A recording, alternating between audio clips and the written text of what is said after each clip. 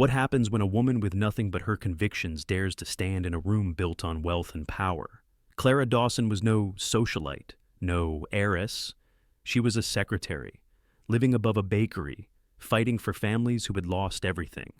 And yet, one night, under the glittering chandeliers of Chicago's grandest hotel, she spoke truths that no one wanted to hear. They laughed at her. They mocked her dress. They dismissed her as if she were invisible. But then, a voice cut through the cruelty. Nathaniel Cross, the Ice King of Finance, a billionaire who cared for nothing but profit, stood and said words that stunned the city. "That is why I want you." Was it a performance, a strategy, or something far more dangerous, something real? Their worlds could not have been more different, her life grounded in compassion and struggle, his built on cold steel and glass. Could two people from such opposite worlds survive scandal, betrayal, and the weight of public judgment? Could love truly bloom where power and vulnerability collide? Stay with us as we unravel a story of resilience, redemption, and a love strong enough to defy every storm. Don't forget to like, share, and subscribe to our channel, because this story is only just beginning. The chandeliers inside the Harrington Hotel glimmered like frozen constellations. The annual Chicago Housing and Development Gala was underway, a night of tuxedos, sequined gowns, and champagne glasses lifted like trophies. For most, it was an evening of glitter and prestige. For Clara Dawson, it was something else entirely. She had never stood in a ballroom like this before. The marble floors shone brighter than any mirror she had ever owned. The tables were dressed in ivory cloth and crystal centerpieces, each floral arrangement worth more than her monthly rent. Clara's heels clicked awkwardly as she followed the usher to the edge of the stage, clutching a battered leather folder she had carried for years. At 28, Clara worked as a secretary in a modest law office downtown. The paycheck barely covered her one-bedroom apartment above a family-run bakery, but it kept her afloat. What mattered more was her volunteer work. For nearly a decade, she had devoted evenings and weekends to a local housing initiative that fought for families pushed out of their homes by rising rents. She typed petitions, organized bake sales, and even painted banners when nobody else could. Tonight, she had been given 3 minutes to speak on their behalf. 3 minutes. Clara had practiced her speech on the subway, mouthing words while strangers stared. She had whispered it while folding laundry, while waiting for her kettle to whistle. She believed every line, believed in the mothers who juggled 2 jobs and still fell short of rent, in the children who slept on couches, in the elderly tenants frightened of eviction notices. Belief carried her here, but belief alone wasn't armor. The ballroom wasn't built for her. It was built for them, the wealthy donors whose cufflinks gleamed beneath chandeliers, the socialites who glided across the marble floor as though gravity itself bent to them. When the moderator announced her name, her stomach tightened. She stepped forward, painfully aware that her thrift store dress hung plain beside gowns stitched by European designers. The microphone hummed. She steadied her voice. "My name is Clara Dawson," she began, her tone careful, deliberate. "I work at a law office during the day, but tonight I am here for something closer to my heart. I am here for the families in our city who live one paycheck away from the street." A ripple moved through the room. Some guests leaned back, sipping their wine with thin smiles. Others checked their phones discreetly. Clara pressed on, ignoring the sting of indifference. "I have seen children doing homework under dim hallway lights because their apartments have no working bulbs. I have seen parents reusing duct tape to patch shoes because the rent leaves nothing for new ones. I believe these families deserve dignity, not pity, and with your support, we can." A man's voice cut through the air like a blade. "Tell me, Miss Dawson, do you really expect anyone here to take you seriously dressed like that?" Laughter erupted at once, a sharp wave crashing through the hall. Clara froze, her fingers tightening around the folder. The man, a silver-haired banker she recognized from news articles, sat with a glass of champagne raised in mock salute. That bargain bin dress might earn sympathy. He smirked. but it does not inspire confidence. The laughter rolled louder. Polished nails tapped against glasses. Clara's cheeks flushed hot, but she lifted her chin. "I came here," she said, her voice steadier than she felt, "to talk about families who deserve homes, not to audition for your approval." Gasps fluttered like startled birds. The banker shrugged, already turning away, and the crowd whispered behind jeweled hands. Clara's pulse thundered. Every instinct urged her to walk off that stage, to flee the piercing eyes and muffled chuckles. But she stayed. "I am not here to charm you," she continued, louder now, her voice echoing across marble and glass. "I am not like the women you meet at galas. I am here for the families who have no voice in rooms like this." For a moment, the laughter ceased. Phones lifted, recording, faces turned, brows arched. Clara stood small yet defiant, her navy dress suddenly less invisible, her words hanging sharp and clear. And then another voice rose, deep and commanding, smoothing the air like velvet stretched taut. "That is exactly why I want to hear her." The room stilled, heads craned toward the speaker. At the center table, a man stood tall, broad-shouldered in a tailored black suit. His dark hair caught the chandelier's light, but it was his eyes gray-green, unwavering, that drew every gaze. Nathaniel Cross. Even Clara knew the name. The youngest billionaire in Chicago's history. The man the press called the Ice King of Finance. CEO of Cross Enterprises. Ruthless in boardrooms, untouchable in society pages. His presence alone shifted the weight of the room. Nathaniel set down his glass, each movement precise, deliberate. "You said you are not like other women," he said evenly. "I believe you, and that is exactly why I want to hear you." A murmur of shock rippled. Was he mocking her? Protecting her? Nobody could tell. But the laughter did not return. Clara's chest tightened. She forced herself to finish her speech, though her voice trembled at the edges. When she stepped off the stage, applause followed, not thunderous, but real, scattered and sincere, enough to carry her through the long ride back to her modest apartment, where the smell of bread from the bakery below drifted through cracked windows. That night, as she sat at her chipped kitchen table, Clara replayed every second, the humiliation, the sting, the banker's cruel smirk, and then his voice. Nathaniel Cross, a man with skyscrapers at his command, had spoken as if she mattered, but she reminded herself words, no matter how powerful, could be theater, and she had no room in her life for illusions. Tomorrow morning, she would wake at 6, pack sandwiches into wax paper, and file motions at the law office. Her world was not chandeliers and champagne. It was subway delays and overdue bills. Yet, for reasons she couldn't explain, his words echoed long into the night. The laughter still hung in the air when a different voice cut through it, low, commanding, and so steady it felt as if it could freeze water. "That is exactly why I want to hear her." Every head in the Harrington Hotel ballroom turned toward the sound. Nathaniel Cross had risen from his chair. At 35, he was already a legend in Chicago. He was the billionaire who had doubled fortunes, the man who bought failing companies and gutted them without blinking, the CEO whose gray-green eyes had earned him the nickname, the Ice King of Finance. His very presence shifted the mood in any room he entered, and tonight was no exception. He stood tall in a black suit that fit like it was sculpted onto him. One hand rested easily on the back of his chair, the other tucked in his pocket, but there was nothing casual about him. He was a man who knew the power of silence and the weight of his words. Clara's breath caught as their eyes met across the vast ballroom. She had seen his photograph in newspapers and on magazine covers, always surrounded by bankers, lawyers, or women dressed like models. Seeing him in person was something else entirely. There was no smile, no softness in his expression. His gaze locked on hers as if, in that crowded room of wealth and glitter, she was the only one who mattered. The whispers began. Is he serious? Why is Nathaniel Cross defending her publicity stunt? Maybe, but Nathaniel didn't flinch. He inclined his head slightly, as if granting Clara permission to go on.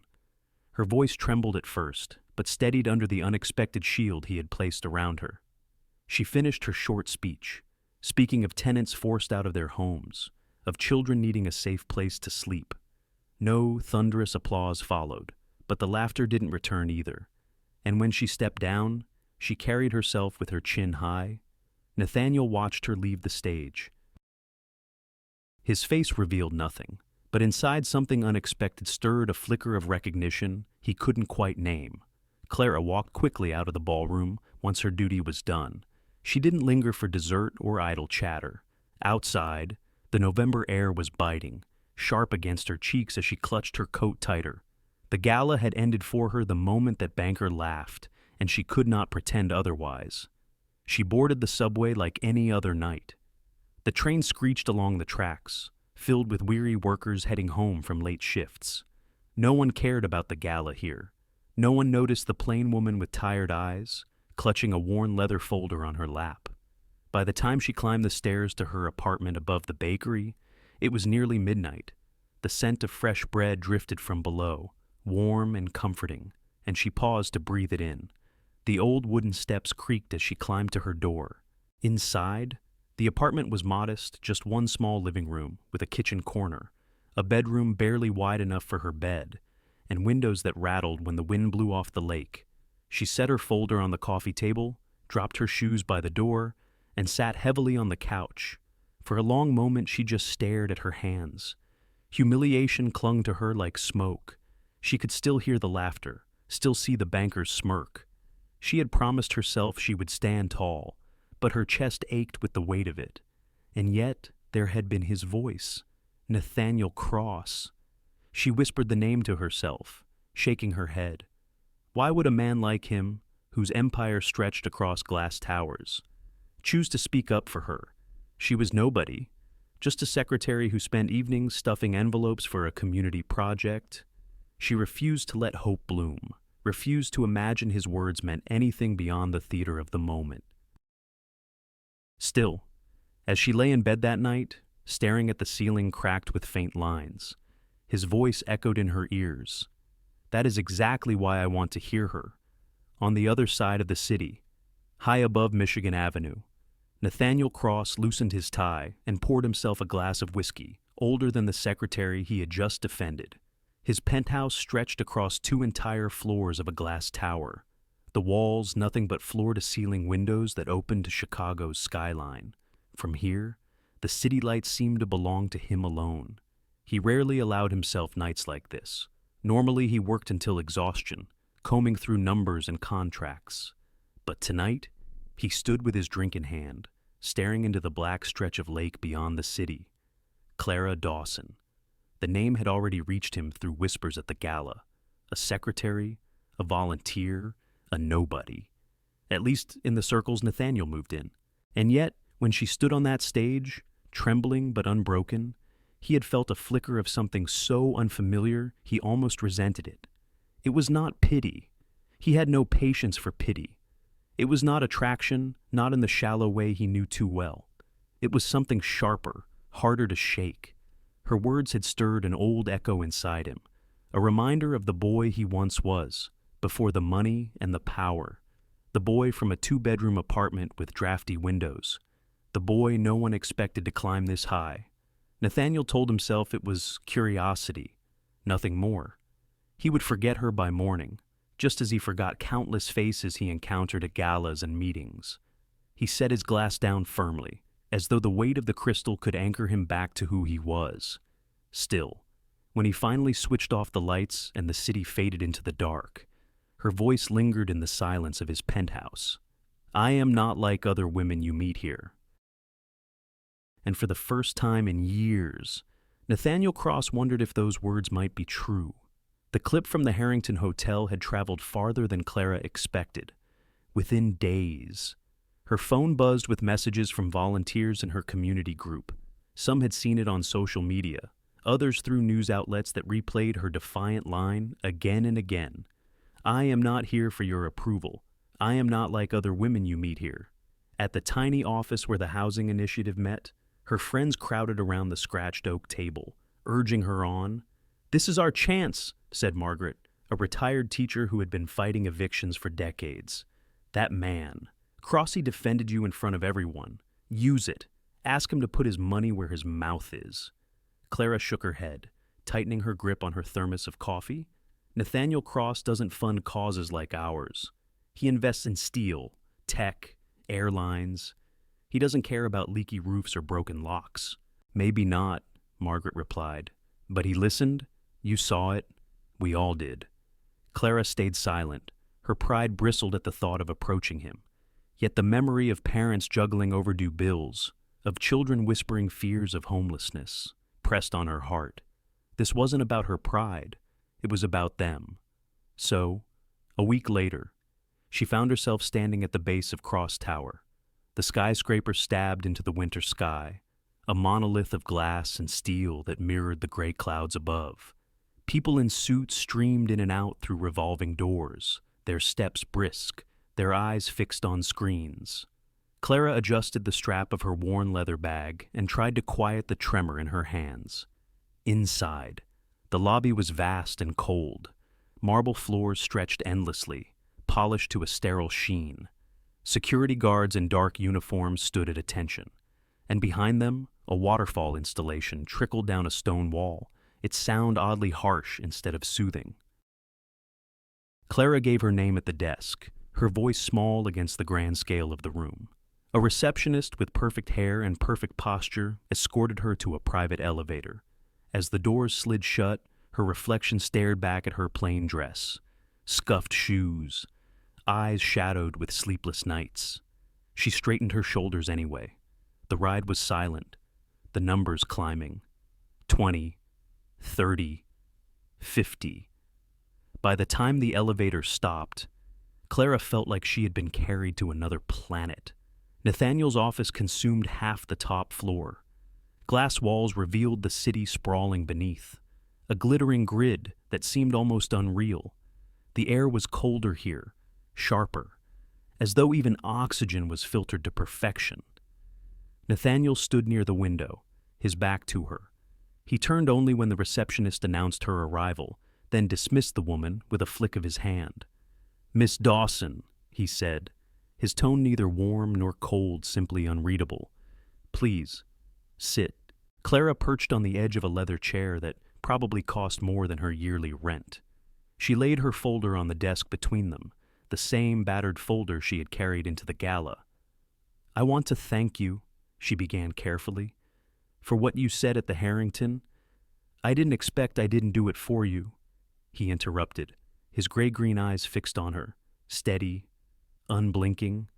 "I did it because the man who mocked you was a fool, and I don't tolerate fools." The words cut, but Clara swallowed them down. She opened her folder and slid a proposal across the desk. "Our housing initiative has plans for a community center after-school tutoring, legal aid for tenants, a food pantry. We're seeking partners who can help us make it real. With your support," Nathaniel glanced at the pages, then set them aside. He leaned back in his chair, folding his hands. "I don't fund dreams. Miss Dawson, I fund results. No." The word was delivered like the slam of a gavel. Clara blinked. "Just like that. Just like that." His tone was final. "Your project is noble, admirable, even. But nobility doesn't pay dividends." She felt her throat tighten, heat rising behind her eyes. For a fleeting second she had hoped against her better judgment that the man who defended her might also believe in her cause. But here, in the icy heart of his empire, there was no trace of warmth. Clara gathered her folder, her hands steady though her chest ached. She met his gaze one last time. "I thought perhaps you meant what you said, that I was worth listening to." His expression didn't flicker. "That night was theater, nothing more. Do not confuse it with anything else." Her jaw clenched.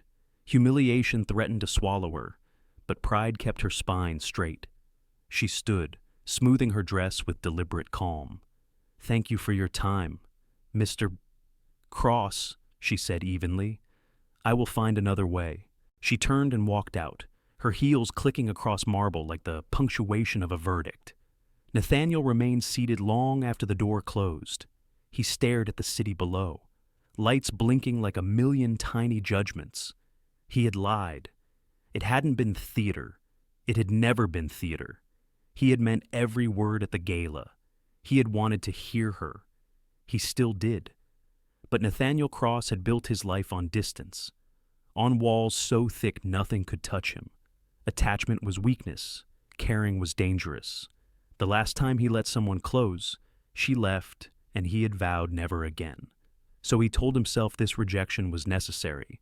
He convinced himself he had done the right thing. Yet, as he sat in his glass fortress, the echo of Clara's steady voice haunted him. I will find another way. For the first time in years, Nathaniel wasn't sure whether the walls he had built were protecting him or imprisoning him. By the end of the week, Clara's name had circled further than she ever imagined. Clips from the Harrington Gala spread online like sparks in dry grass. One moment showed her steady chin as she declared she was not like other women. Another replayed Nathaniel Cross's startling words. That is exactly why I want to hear her. Talk shows debated the exchange. Some commentators called Clara courageous, others naive. Headlines labeled Nathaniel everything from the unexpected gentleman to the Ice King softening. Clara tried to ignore it all, focusing on her work at the law office and her volunteer shifts at the housing initiative. Yet, even at the grocery store, she caught people whispering, recognizing her face. Meanwhile, inside the 58th floor of Cross Tower, Nathaniel sat stone-faced at a boardroom table as his communications team laid out glossy charts. Your reputation is taking on a new dimension, one advisor explained, her tone carefully neutral. For years, you've been admired but feared. Cold efficiency, ruthless logic. Investors are starting to wonder if that's sustainable. Nathaniel sipped his coffee, unimpressed. Fear has served me just fine. Yes, another advisor said. But the public is craving warmth, compassion, humanity. That moment at the gala, it resonated. We should lean into it. He frowned. Lean into what a woman in a thrift store dress, not just her. The advisor countered, what she represents. Authenticity, integrity. People are talking about her more than you. That's rare. If we frame it properly, this could be useful. Nathaniel set his cup down with a deliberate click. He loathed the idea of being managed.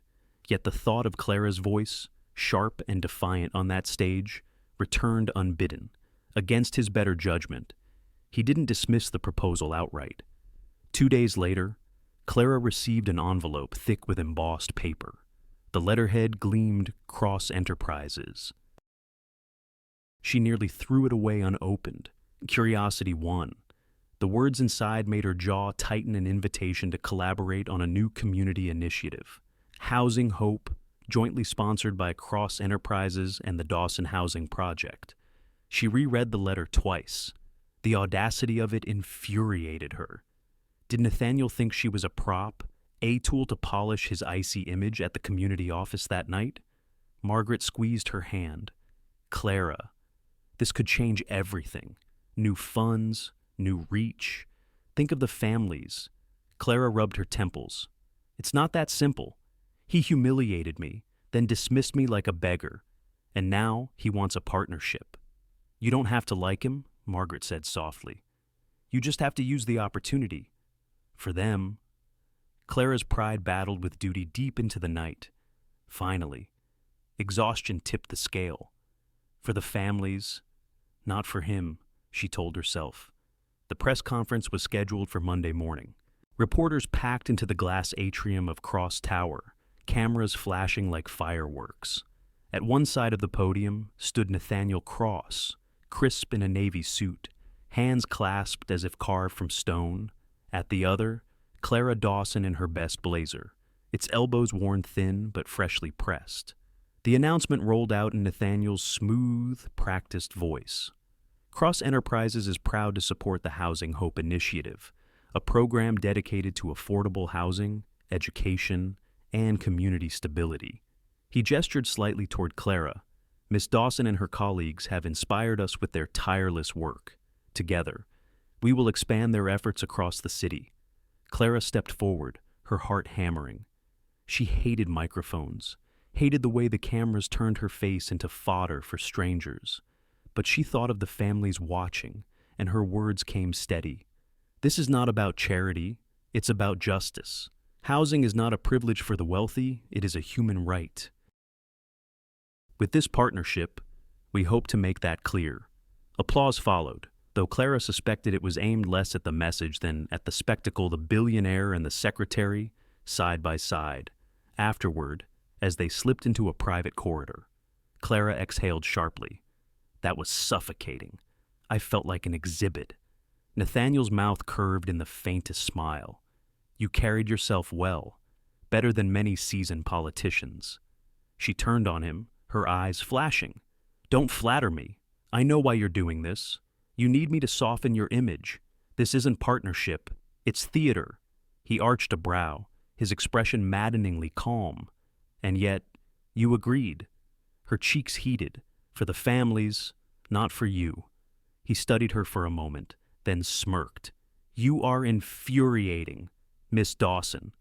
Her retort came sharp and quick. "And you are arrogant, Mr. Cross." For a heartbeat. Silence hung between them. Then, unexpectedly, he laughed a low, genuine sound, startling in its warmth. Clara blinked, unsettled by how human he seemed in that moment. She looked away before he could see the confusion in her eyes. That night, back at her apartment above the bakery, Clara sat with her notes from the press conference spread across the coffee table. The neon sign from the shop below flickered through her curtains, painting the walls with restless light. She felt a mix of triumph and unease. The project had funding now, real resources that could change lives. But at what cost? Partnering with Nathaniel Cross meant stepping into a storm she wasn't sure she could weather. Across town, in his glass penthouse, Nathaniel loosened his tie and poured himself another drink. His team would call the day a success. Investors would be pleased, but his thoughts lingered not on numbers, not on headlines, but on Clara's fiery eyes as she called him arrogant. For the first time in years, someone had spoken to him without fear, and though it infuriated him, he found himself strangely grateful. The first weeks of the Housing Hope Partnership were a blur of schedules, contracts, and carefully orchestrated site visits. For Clara, the real work began on the ground in neighborhoods where families crammed into apartments with peeling paint and drafty windows, where landlords ignored leaking pipes and broken locks. For Nathaniel, it was his first time in years stepping into places that smelled more of fried onions and damp plaster than polished marble. The contrast could not have been sharper. On their first visit, Clara moved easily among the tenants. She knelt to greet children at eye level, listened patiently to a grandmother's story about rent hikes, and scribbled notes as though every word mattered. Nathaniel, by contrast, stood stiffly near the doorway, his tailored suit and polished shoes marking him as an outsider. His eyes swept the room, calculating, detached. But the detachment cracked one afternoon at a housing complex on the city's south side. A little boy with a crooked smile tugged at Nathaniel's sleeve. In his hand was a crumpled sheet of paper covered in crayon scribbles.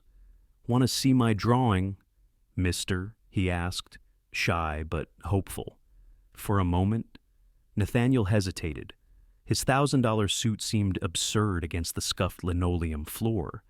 But slowly, almost awkwardly, he lowered himself to one knee. The boy spread the paper proudly, a bright house with a sun overhead and stick figures holding hands. "It's us," the boy said. "Me, my mom, my grandma. That's our house. We don't live there yet, but maybe someday." Nathaniel studied the drawing longer than necessary. Something in his chest shifted an old ache, a reminder of childhood dreams once sketched on notebook paper in a cramped apartment of his own. He nodded, his voice quieter than usual. "It's a good house. Strong." "You'll get there," from across the room. Clara watched. The sight unsettled her more than she wanted to admit. She had come to expect arrogance, detachment, cold precision from him. But here he was, crouched on the floor, speaking gently to a boy who had no idea he was talking to one of the most powerful men in the city. For the rest of the visit, Clara couldn't quite shake the image. Later that week, they sat in a community center office, surrounded by stacks of files and budgets. The fluorescent lights buzzed faintly overhead. Clara rubbed her temples, exhausted. "These aren't just numbers. Nathaniel," she said, her voice firm despite the weariness. "Every line on this spreadsheet is a family, a story, a life." Nathaniel leaned back in his chair, steepling his fingers. "And stories don't keep the lights on. Miss Dawson, efficiency does. If we stretch resources too thin, the whole project collapses. Hard choices must be made." Her frustration flared. "You talk like compassion is a liability. These families aren't liabilities. They're human beings." His lips curved in the faintest smirk. "And you talk as if emotion will balance a budget. It won't." The silence that followed was sharp. Clara wanted to scream, but instead she forced herself to breathe. "You can keep hiding behind numbers, Mr. Cross, but numbers don't tuck children into bed at night." For a fraction of a second, his gaze softened. Then he looked away. "We'll review the allocations again tomorrow, one evening near midnight." Clara found herself back at Cross Tower. Paperwork for the Housing Hope program sprawled across the long conference table. Contracts, invoices, lists of suppliers, dozens of details that needed signatures and initials. Nathaniel sat across from her, his tie loosened, sleeves rolled up. The city outside the windows glowed like a restless sea of lights. They worked in silence for a long while, the only sound the scratch of pens and the occasional shuffle of papers. Clara fought a yawn. Her hand reached for another file at the same moment Nathaniel's did. Their fingers brushed. It was a fleeting contact, no longer than a heartbeat, yet the spark of it lingered, sharp and electric, neither of them willing to acknowledge it. Clara pulled her hand back quickly, eyes fixed on the paperwork as though ink on paper could erase what had just passed between them. Nathaniel, for once, said nothing. His expression remained composed, but a flicker of something unguarded moved behind his eyes. They worked on, but the air between them had shifted. Back at her apartment that night, Clara sat on her couch with the city's hum seeping through the windows. She thought about the little boy's drawing. She thought about Nathaniel's voice when he said, "You'll get there." And, unwillingly, she thought about the brush of his hand against hers, the warmth that had startled her. She shook her head fiercely. She had no time for distractions, especially ones wrapped in sharp suits and cold walls. But her heart beat faster than it should have, and sleep came only in restless fragments. Across the city, in his glass tower, Nathaniel lingered by the window long after Clara had gone. He told himself the touch meant nothing, that it was simply proximity, coincidence. Yet his hand still remembered the brief contact, and his thoughts kept circling back to her words. Numbers don't tuck children into bed at night. For a man who measured everything in profit and loss. He was beginning to suspect she might be right. The scandal began quietly, as these things often did. A whisper in a gossip column, a sly remark on a late-night talk show. Within days, it grew teeth. Victor Hale, Nathaniel Cross's longtime rival in the world of finance, had always resented the nickname Ice King. He considered himself Nathaniel's equal, sharper, hungrier, more daring. But lately, the media had been watching Nathaniel's every move with unusual interest. Thanks to the Housing Hope initiative and a certain secretary who had stood her ground in a ballroom, Victor saw an opening, and he struck. "Cross is slipping," he told a reporter over a glass of bourbon. "That Dawson woman, she's not what she seems. Trust me, I've seen her type before. A gold digger dressed up as a saint. She's using him, and he's too blind to notice." By the next morning, the words appeared in headlines.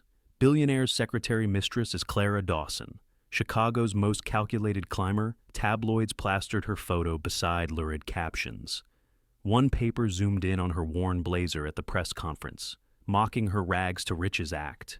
Another dug through public records to reveal she lived above a bakery in a cheap apartment, spinning it as part of an elaborate narrative of manipulation. Clara first saw the stories while waiting in line at the corner store. A glossy magazine screamed, "From filing papers to Billionaire's bed." She felt heat rise in her cheeks as the cashier glanced at her. Recognition dawning, she left the milk and bread behind, walking quickly out into the cold air. At the law office where she worked, the tension was immediate. Her boss, a kind but nervous attorney, called her into his office. "Clara," he began gently, avoiding her eyes, "you've been with us for years, and we value you. But the media attention, it's disruptive. Reporters have been calling, waiting outside the building. Clients are asking questions." She gripped the strap of her bag. "I haven't done anything wrong, I know," he said, sighing, "but perception matters. Maybe you should take a leave of absence." "Just until this blows over?" Her throat tightened. "So I'm punished because a man like Victor Hale lies. And people believe it. Clara," his voice was weary, "please, think of the office. Think of the clients." She walked out without answering, her chest aching. The harassment followed her onto the sidewalks. Paparazzi lingered outside her apartment building, cameras flashing whenever she stepped out to buy groceries. They shouted questions that stung like thrown stones. "Clara, are you sleeping with Nathaniel Cross? Are you planning to marry him for his money? Did you use the Housing Hope Project to get close to him?" Neighbors stared. Mothers pulled their children closer. Clara wrapped her scarf tighter around her face, furious tears burning her eyes. This was not her world. She had never asked to be dragged into it. Yet now, through no fault of her own, her name was being chewed apart by strangers who knew nothing of her life. When she finally confronted Nathaniel, the words spilled out like fire. She stormed into his office late one evening, her eyes blazing. His staff had already gone home, leaving the vast space quiet except for the hum of the city outside. Nathaniel looked up from his desk, startled by the fury in her voice. "I am not your acquisition. Nathaniel," she snapped, "I will not be controlled." He set down his pen slowly. "Clara, no." She cut him off, her chest rising and falling with each breath. "This is your world, not mine. The tabloids, the cameras, the vultures who circle your every move.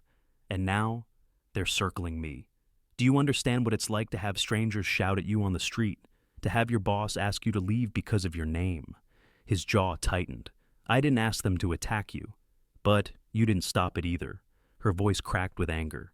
"You live behind glass walls and bodyguards. You can weather the gossip, the lies, because you're untouchable.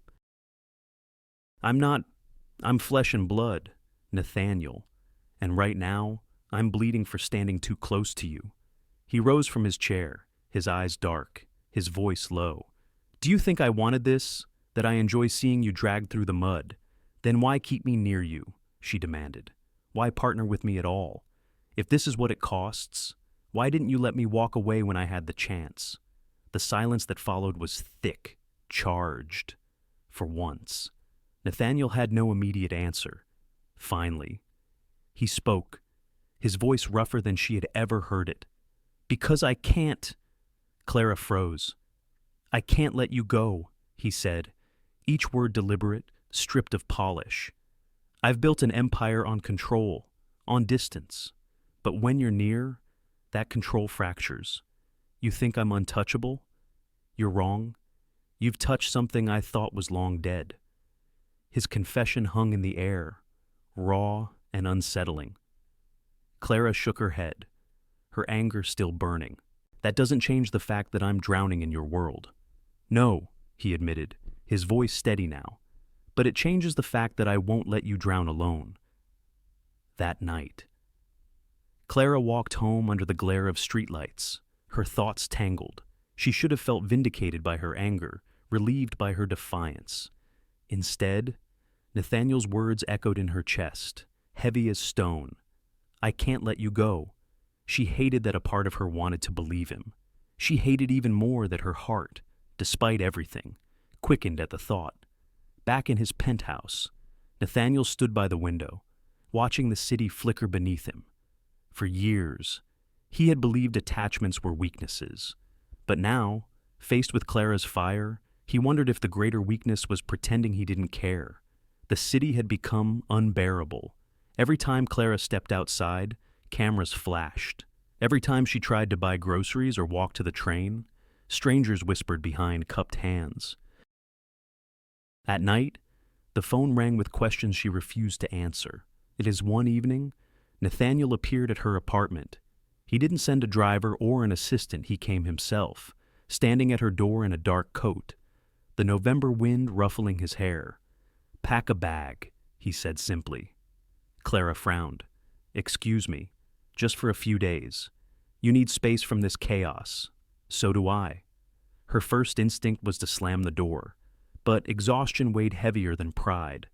Against her better judgment, she grabbed a small suitcase and followed him downstairs. They drove north through the night, the city lights fading into open highways lined with bare trees. Nathaniel kept his hands steady on the wheel, saying little. The silence between them wasn't cold, it was charged, almost fragile, as if words might shatter it. Hours later, Clara woke from a light doze as the car slowed. Before them stretched a wide estate perched on rocky cliffs above the Atlantic. The house was whitewashed wood with large windows and a porch that wrapped around like an embrace. No gates, no marble, no glittering chandeliers, just the steady sound of waves crashing below.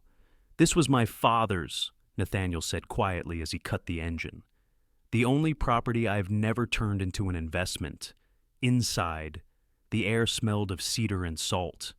A fire crackled in the stone hearth.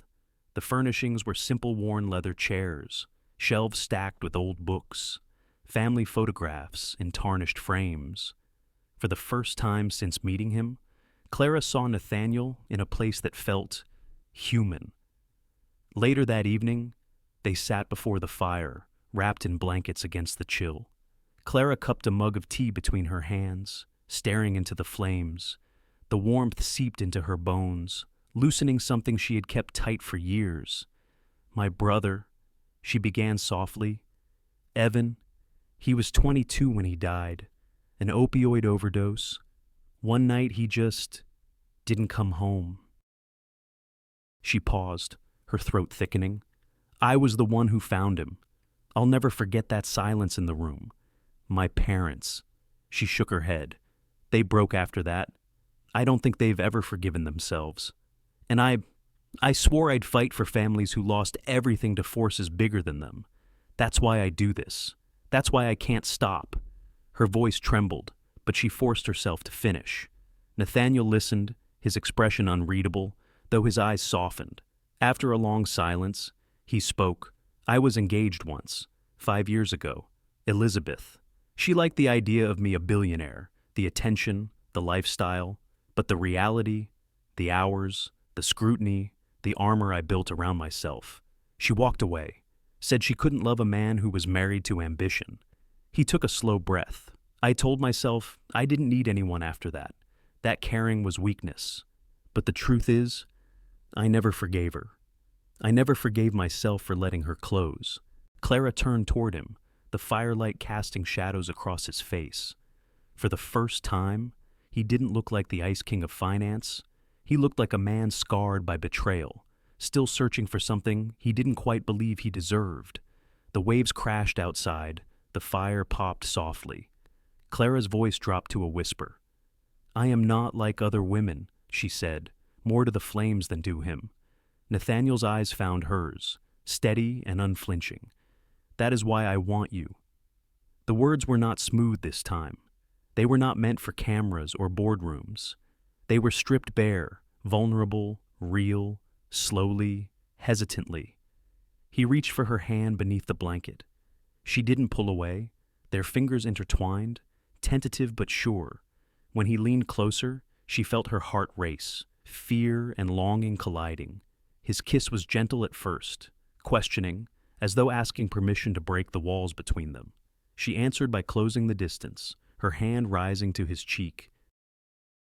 The kiss deepened, not fiery, but aching two guarded souls daring to open. if only for a moment. When they pulled apart, their foreheads rested together, both of them breathless, both of them shaken. "I shouldn't be here," Clara whispered. "This is reckless." "Perhaps," Nathaniel murmured, "but it's real." That night, they didn't cross lines.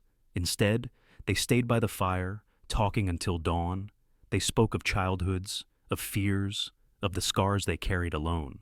Clara admitted her constant worry that she was losing herself in the glare of his world. Nathaniel confessed that without her, he feared he would never be more than a machine. When the first light of morning spilled through the windows, they sat in silence, the waves below echoing the storm and peace within them. For the first time in years, both allowed themselves the fragile gift of hope. The peace of the Maine coast faded the moment they returned to Chicago. The first night back, Clara stood at her window above the bakery, watching the glow of neon signs blur through drizzle. For a few days by the ocean, she had allowed herself to breathe freely. Now, the city pressed on her again, louder, harsher, relentless. If she hoped the scandal had cooled in her absence, she was wrong. The tabloids had only grown bolder. Headlines screamed, Cross's secretary mistress vanishes to seaside hideaway. Is Clara Dawson pulling the strings? A grainy photo of Nathaniel's car on the coastal highway filled half the front page. Clara stopped buying newspapers. She stopped checking her phone. She pulled curtains tight against the cameras that lingered below her apartment. At the law office, her desk sat empty. She had not returned since her boss suggested leave. At the housing project office, her colleagues urged her to stay behind the scenes. "It will pass," they said. "Let Nathaniel take the heat for now." But Clara hated hiding. Each day she withdrew further, a part of her spirit dimmed.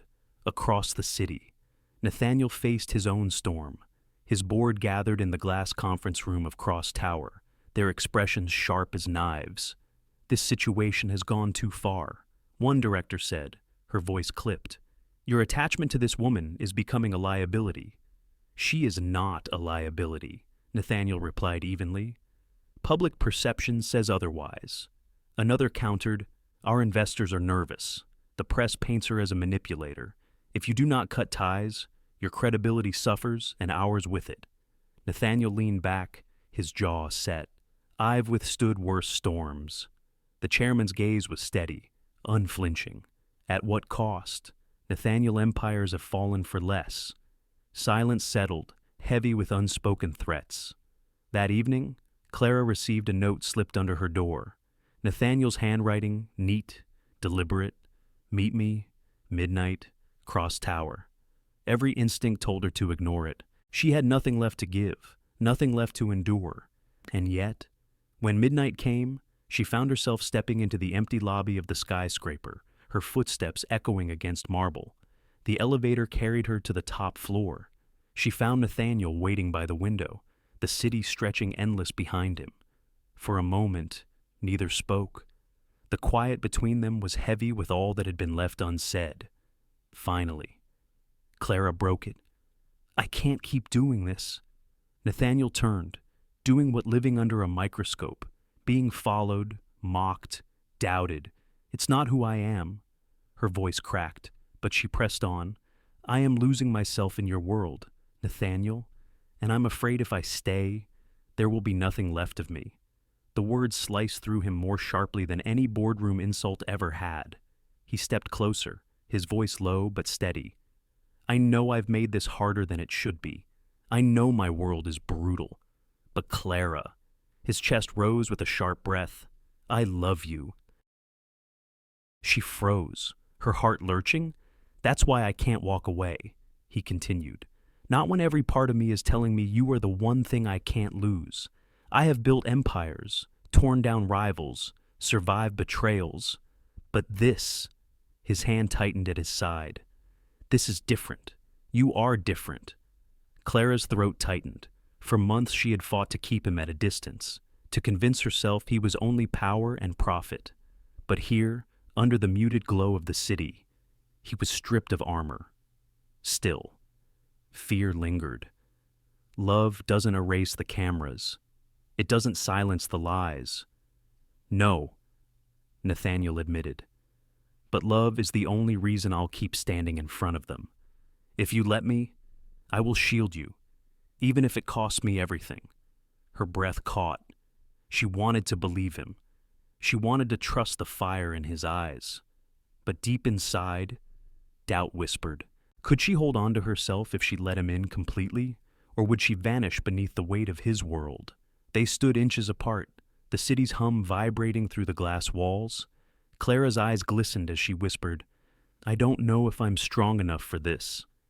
Nathaniel reached for her hand, hesitant, almost reverent. "You're stronger than anyone I've ever known. Stronger than me. That's why I—" His voice faltered, rare and unguarded. "That's why I love you." Her hand trembled in his, torn between surrender and retreat. The firelight of Maine still lingered in her memory.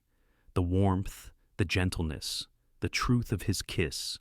But so did the sting of headlines, the bite of cruel laughter on sidewalks. Clara drew in a shaky breath. "If I stay, I need to know I won't disappear, that I won't just become another shadow in your empire." Nathaniel's gaze didn't waver. "Then I'll tear the empire down before I let that happen." For a long moment, neither moved. The city stretched wide around them, vast and unyielding. And in that silence, Clara realized the choice before her was not just about trust, it was about courage. Courage to step into the storm, courage to believe that love, fragile as it was, could survive it. The morning air in Chicago carried the sharp bite of late winter when reporters gathered in the marble lobby of Cross Tower. Microphones bristled like spears, cameras blinked red lights, and the buzz of speculation filled the space. The invitation had been brief. Mr.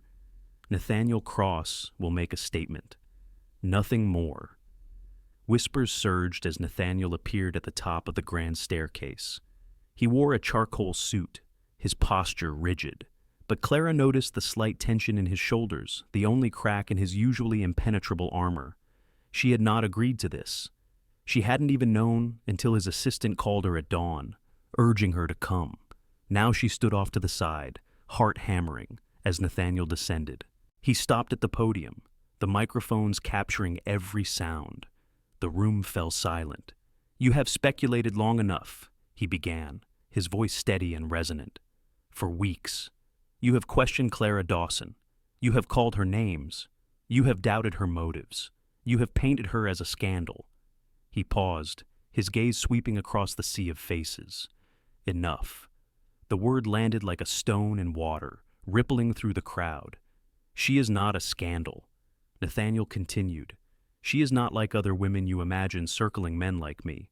She is the woman who stood in a ballroom full of billionaires and told the truth. She is the woman who refuses to bend, who fights for families the world would rather ignore. And she," his voice softened, though it carried still, "she is the woman I love." Gasps echoed through the lobby. Flashes erupted like fireworks. Reporters shouted questions, their voices colliding into chaos. But Nathaniel did not flinch. His eyes found Clara's across the room, holding steady, as if she were the only one there. By evening, headlines screamed across every platform. Cross declares, love in stunning press conference. Secretary or soulmate billionaire stakes reputation on Clara Dawson. Love or PR stunt. Public divides over Cross's bold move. On talk shows. Commentators argued, some praised Nathaniel's courage, calling it the humanizing moment the city had never expected. Others sneered, insisting it was a calculated maneuver to salvage his brand. Clara couldn't escape it. Walking down the street, she overheard strangers debating her life.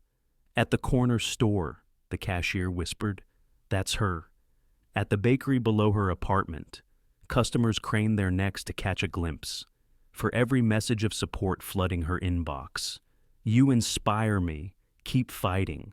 There was another dripping with venom, gold digger, liar, actress. She turned off her phone, drew the curtains, and sat alone in the dim glow of her living room. The declaration should have been romantic. Any other woman might have dreamed of such a moment. But for Clara, It felt like being thrust under a spotlight she had never asked for. When Nathaniel came to see her that night, she met him at the door with folded arms. "You had no right," she said, her voice trembling with restrained fury. He blinked, caught off guard. No right to what? To stand in front of cameras and declare love as if it were a weapon in your arsenal. She stepped back, letting him inside, though her body remained taut. "You don't get to use me, my life, my heart as a strategy." Nathaniel's jaw tightened. Clara. That wasn't strategy. It was truth. Was it she shot back? Or was it for them? For your investors, your board, the world that questions whether you're human at all? He stared at her, the weight of her words pressing hard. "Do you really believe I would expose myself like that for image? I don't know what to believe anymore," Clara admitted, her voice breaking. "I don't know where Nathaniel Cross ends and the Ice King begins. I don't know if the man who kissed me by the fire is the same man who stood behind that podium today." Silence stretched between them. Outside, car horns echoed through the city. Ordinary life moving on while theirs stood suspended. Finally, Nathaniel spoke, softer now. "I have lived my entire life building walls so high no one could climb them, and then you walked into that gala, in a navy dress that didn't fit the room, and you tore a hole through every wall I had built. I wasn't ready. I still don't know if I am. But when I stood there today, in front of those cameras, I couldn't lie. Not about this." Clara's chest ached. She wanted to believe him. Part of her did. But fear still gnawed at her ribs, the fear of being swallowed whole by his world, of losing herself in the roar of his empire. "Words are easy," she whispered. "Living with them is harder." Nathaniel stepped closer, his eyes searching hers. "Then let me prove it. Not to them, to you." Her breath caught. She looked away, afraid he would see the crack in her resolve. That night, Clara lay awake, staring at the ceiling while the city hummed beyond her window. Nathaniel's words echoed in her mind. "She is the woman I love," over and over, until the repetition blurred between comfort and burden. Was it a shield he had offered her, or a chain? Was his declaration an act of devotion, or another move in a game she never chose to play? Sleep never came, only the restless churn of trust and doubt, weaving together like the city lights flickering through her curtains. For weeks, the storm had raged. Clara's name had been dragged through tabloids, her work overshadowed, her dignity battered.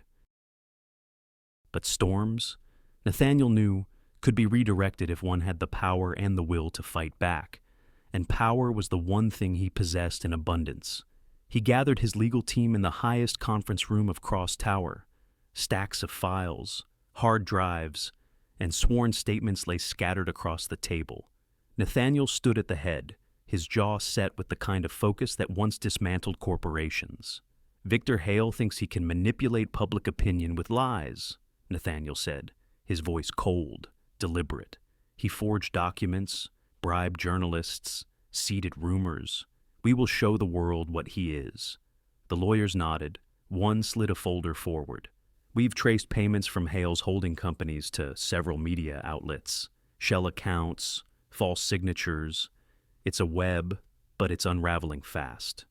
Nathaniel allowed himself a thin smile. "Good. Then it's time to cut him out at the root." The counterattack unfolded like a masterstroke. First, the regulators.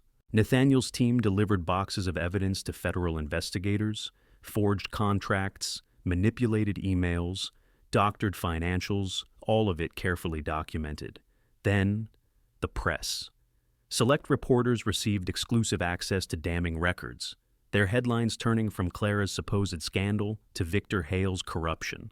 Documents expose Hale's media manipulation. Investigators probe fraud at Hale Capital. Victor Hale from billionaire to betrayer. Within days, Hale's empire began to crumble.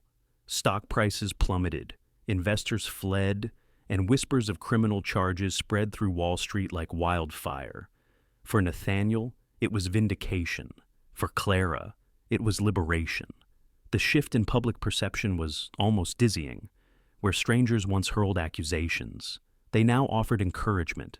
At the bakery below her apartment, the owner handed Clara a bag of bread on the house. "For you, Miss Dawson, you've been through enough." Her inbox filled again, but this time with support. "You were right to stand tall. Don't give up." Families she had helped sent photos of children holding signs. "Thank you, Clara." Yet the true moment of healing came when she returned to the housing project office. It was a Saturday morning, crisp and bright. Clara walked slowly down the block toward the community center, nerves tightening in her stomach. She had been gone too long, pulled away by scandal and shame. Would they still want her here as she turned the corner? The sound reached her first laughter, children's voices, the hum of gathering, and then she saw it. A cluster of children stood outside the center, their hands holding colorful handmade signs drawn with markers and crayons. "Welcome back, Miss Dawson. We missed you. Thank you for fighting for us." Clara stopped in her tracks, tears burning hot in her eyes. The children ran forward, surrounding her, tugging at her hands, hugging her waist. Their joy was unfiltered, uncalculated, the purest form of acceptance. One little girl, no older than 7, held up a sign where shaky letters spelled out, "Home is hope." Clara knelt, her voice breaking as she whispered, "Yes, sweetheart, home is hope." She felt the dam inside her break, weeks of humiliation and doubt pouring out in tears she no longer fought to hold back. The children hugged her tighter, and behind them, parents and volunteers clapped, their faces shining with quiet pride. For the first time since the gala, Clara felt like herself again. Not a scandal, not a headline, just a woman fighting for dignity, for justice, for the families who trusted her. Nathaniel arrived quietly, without entourage or photographers. He stood at the edge of the gathering, watching Clara with the children, his chest tightening at the sight. He had dismantled empires, destroyed rivals, built towers of steel and glass, but nothing he had ever built compared to this moment. Clara Dawson, standing tall again, her strength shining brighter than any headline. When she finally saw him, their eyes met across the crowd. She didn't run to him, didn't offer thanks. She simply nodded a small gesture, but one that carried the weight of forgiveness. And Nathaniel, for once, felt the rarest sensation of all peace. Later that evening, Clara sat in the community center's office, the walls lined with donated books and hand-drawn posters. She looked down at her hands, still faintly stained with marker ink from helping the children make signs. Margaret, her mentor and friend, entered with 2 cups of coffee. "You've come through fire, Clara, and you're still standing." Clara shook her head, smiling faintly through lingering tears. "Not alone, never alone." Margaret placed a hand on her shoulder. "That's what makes you different. You never forget who you're fighting for." Clara's heart swelled. The scandal had tried to define her, to strip away her dignity. But dignity wasn't granted by tabloids or taken by rivals. It was earned, lived, proven in moments like this. Meanwhile, across the city, Victor Hale sat alone in his once grand penthouse, the curtains drawn tight. His empire, once gilded with arrogance, lay in ruins. The same media that had fueled his rise now devoured his fall. He poured a drink with shaking hands, but the taste turned bitter.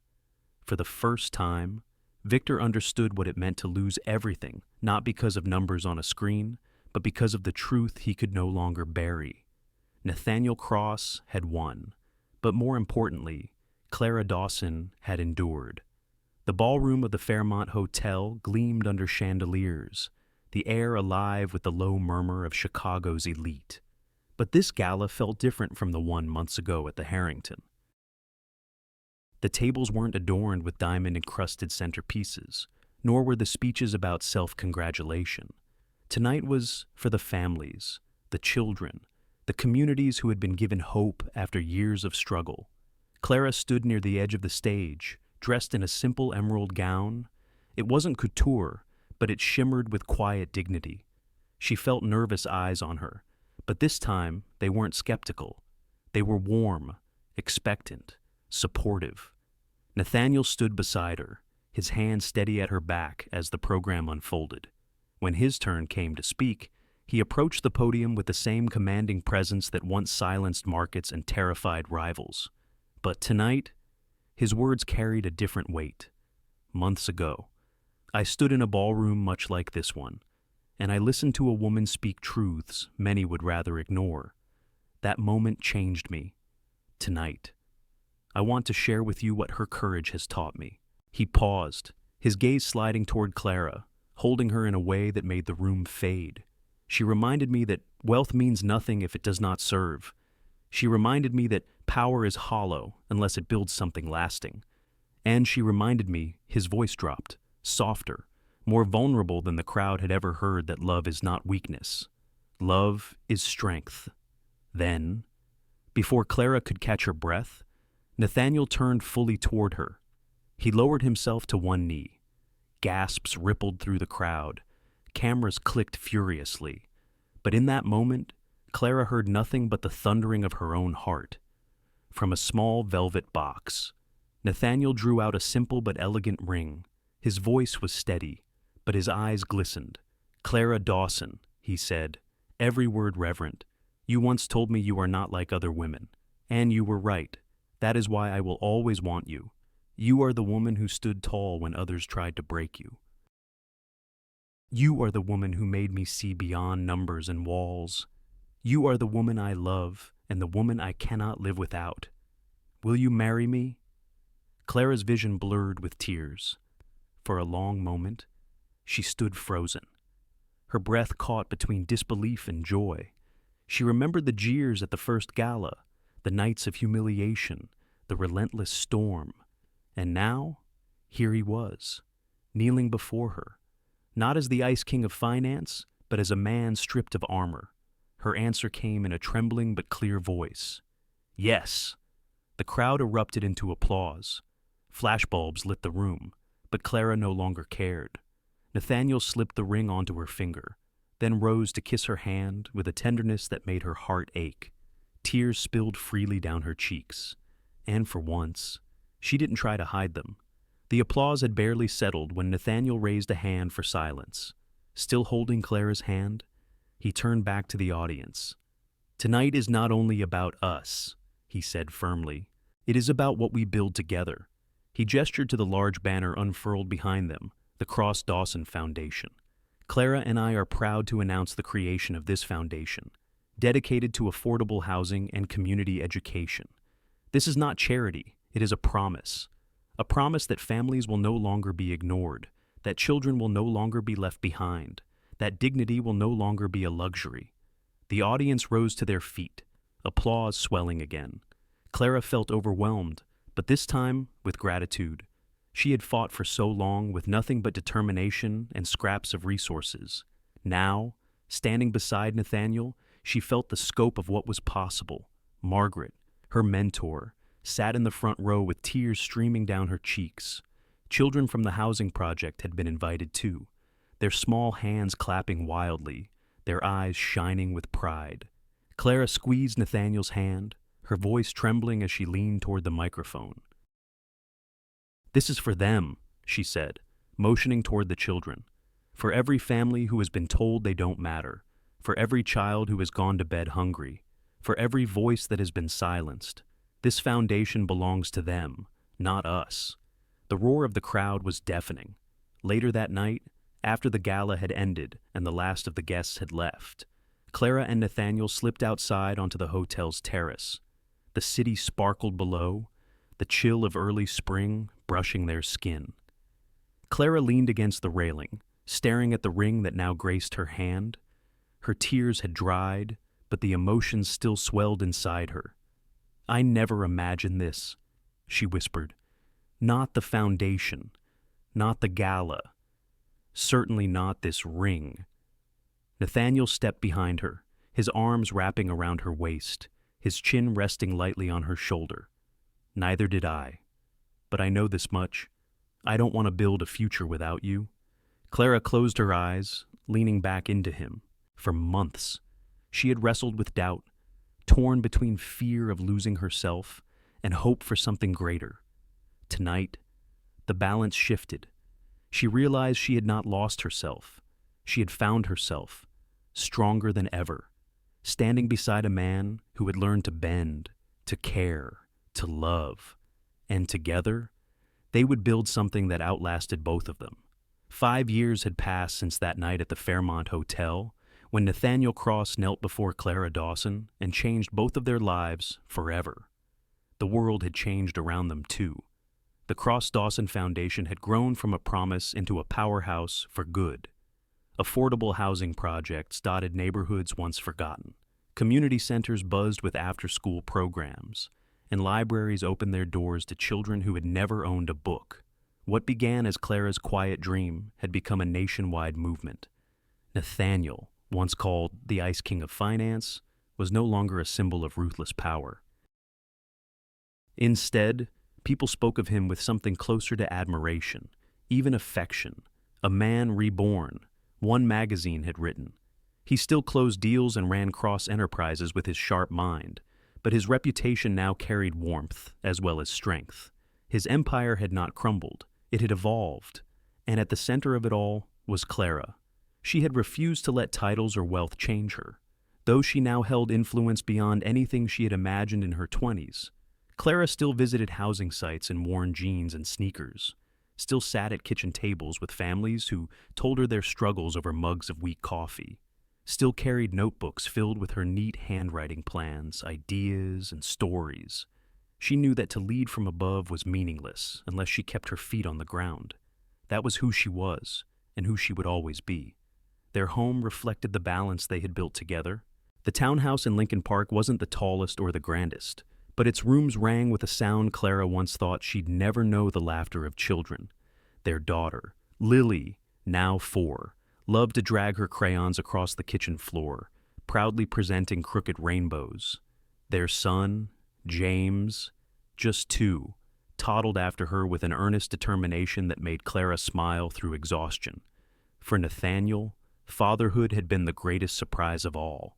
Once uneasy around children, he now spent evenings kneeling on the rug to stack wooden blocks with James, or reading the same bedtime story 3 times in a row, because Lily begged for just one more. The once silent man, who had lived in glass towers, now knelt on carpets covered with toys.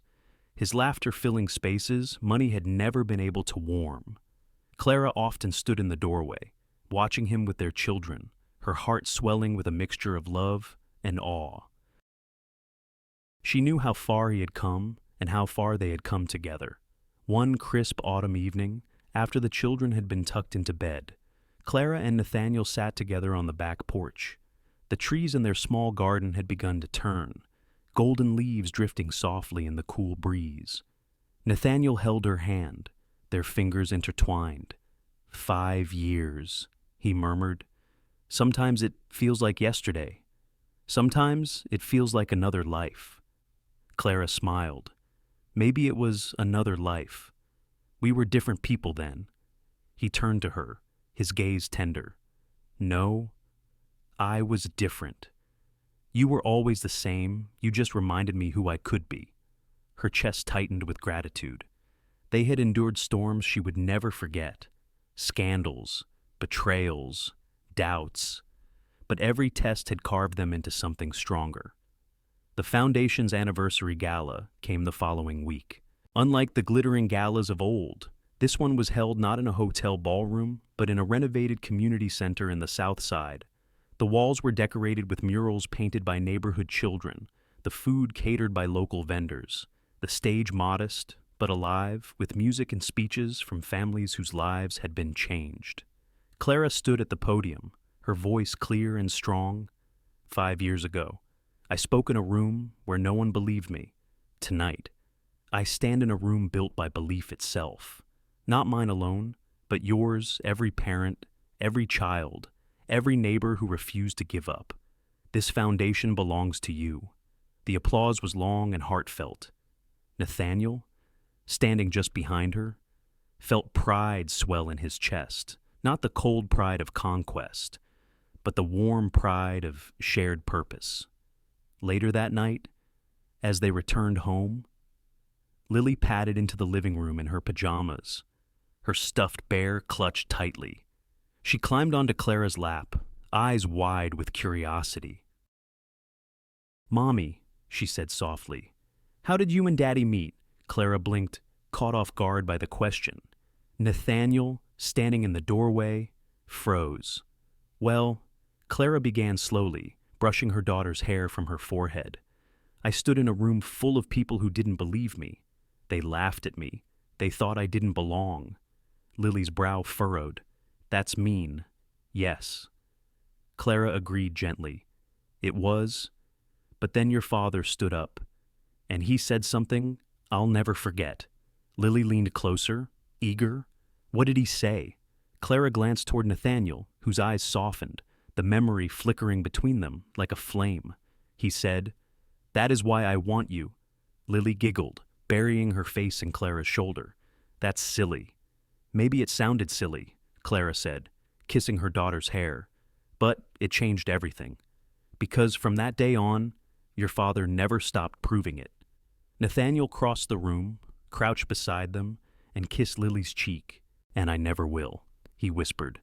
The night stretched quiet around them, the city humming softly beyond their walls. Clara leaned against Nathaniel, her heart full. They had built more than a foundation, more than a marriage. They had built a life defined not by wealth or scandal, but by resilience, love, and the unshakable belief that people, no matter how small, no matter how forgotten, deserve dignity. Their legacy wasn't written in skyscrapers or contracts.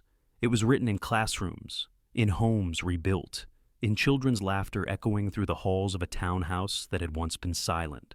And as the autumn wind rustled the trees outside, Clara knew with certainty whatever storms lay ahead, they would face them together, always, at its heart. Clara and Nathaniel's journey is not just a story of romance, it is a reminder of what truly matters in life. We live in a world that often measures worth by wealth, appearance, or influence. Yet, Clara proved that dignity and courage come not from riches, but from standing firm in one's truth. She faced humiliation, scandal, and doubt, yet she never abandoned her compassion for others. And Nathaniel, a man once hardened by power, discovered that real strength is not found in control, but in the willingness to be vulnerable, to care, and to change. The lesson for us is clear no matter our age, background, or circumstance. It is never too late to stand for what we believe in, nor too late to let love transform us.